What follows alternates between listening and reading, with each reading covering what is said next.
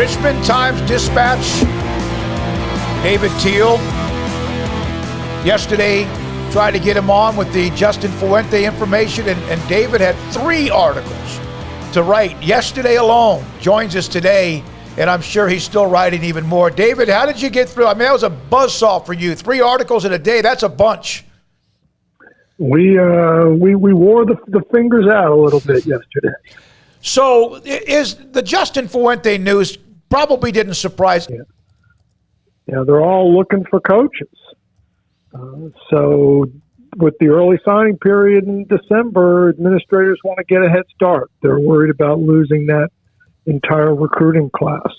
Where Virginia Tech turns now, with Babcock the AD, his history is he aims high and he moves rapidly.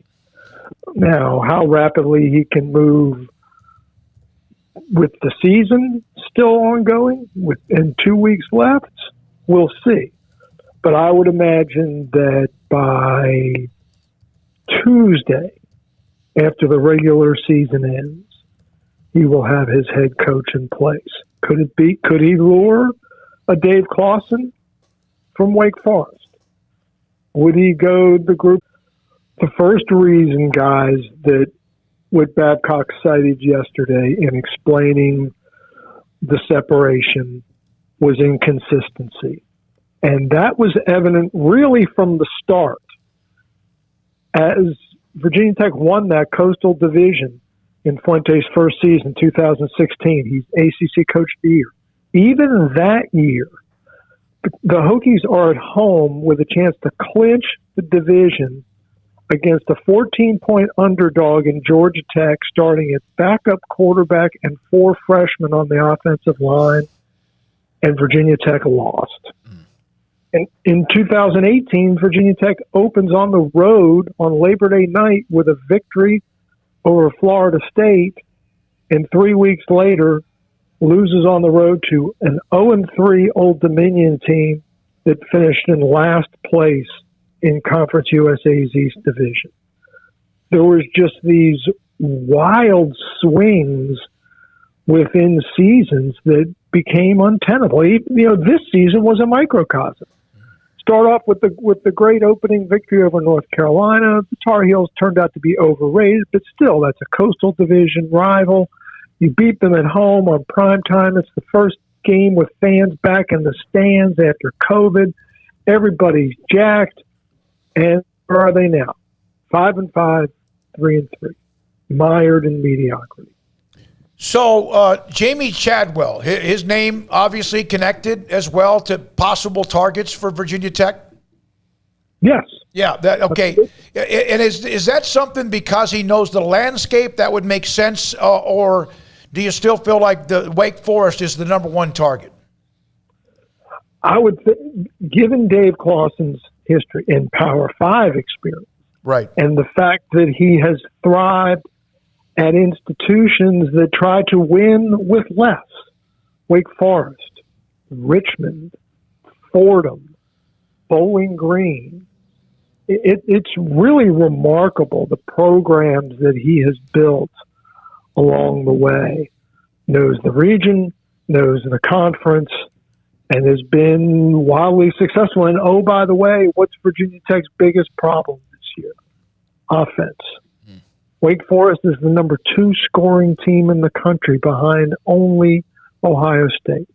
The Deacons are the only team in the country to score at least 35 points in every game this season. They are the only ACC program, not even Clemson, to average at least 30 points a game in the last 5 years.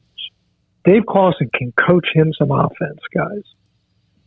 So in terms of Virginia Tech, and they are one of the most storied programs, obviously, in college football history, where are they as far as just facilities, support? Where does that kind of stand? I mean, they seem like they're primed and ready to welcome in somebody new, obviously, but what's kind of the lay of the land of the job at this point?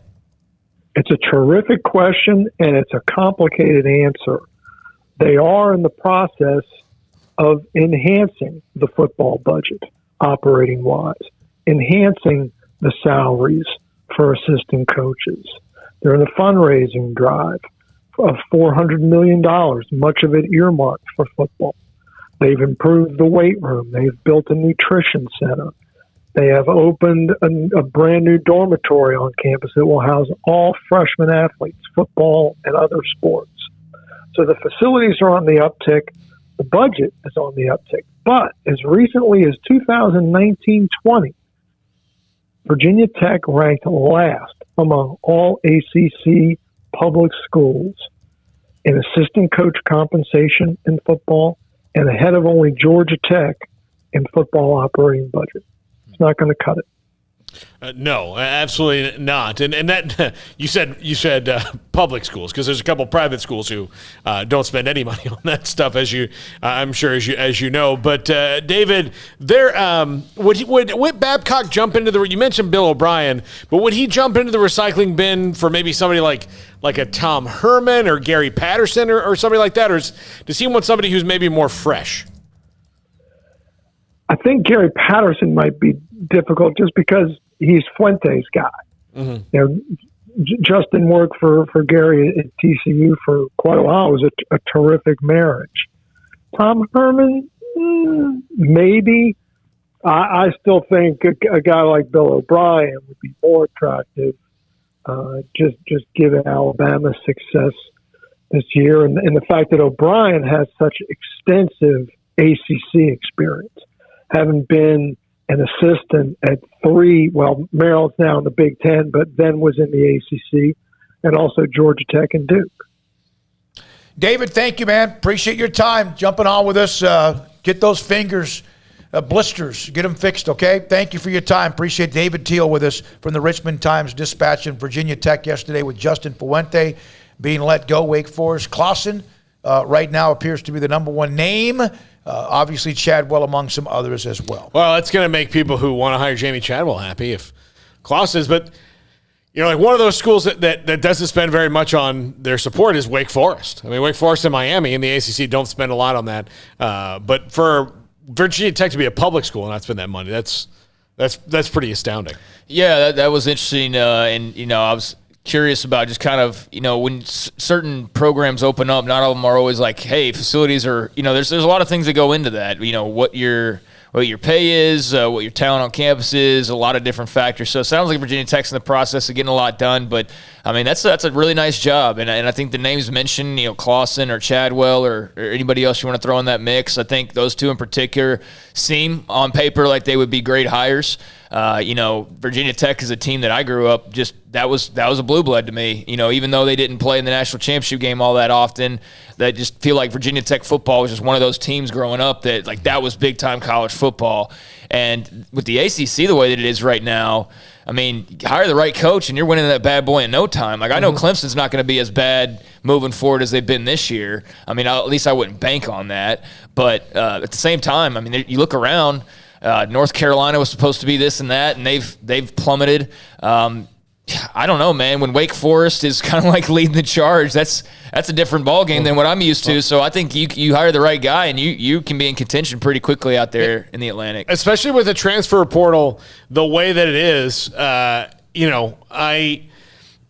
you'll see, I think the ACC and the transfer portal this year is going to be just blood on the floor from teams going after guys because they think that they can win it within a year. And, especially that Clemson's down. And I agree with you, Craig. I don't think Clemson's going to be down for that long. But I think Clemson will have at least another year of, they're not going to be maybe this bad next year, but they're not going to be, dear God, they're dominant Trevor Lawrence type Clemson for another year or so because it's not the offensive line that needs to get fixed.